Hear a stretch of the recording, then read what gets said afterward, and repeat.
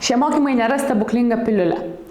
Jums reikės pagalvoti, padirbėti praktiškai, atlikti namų darbų užduotis.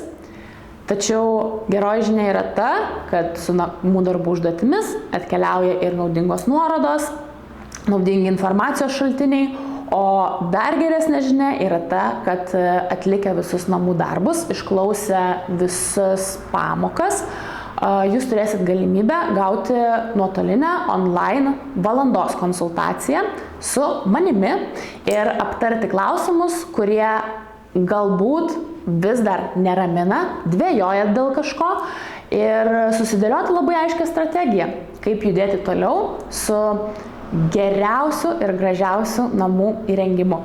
Taigi kviečiu kartu padaryti taip, kad namų įrengimo procesas būtų laimingas, paprastas ir laimingose namuose gyventų laimingi žmonės.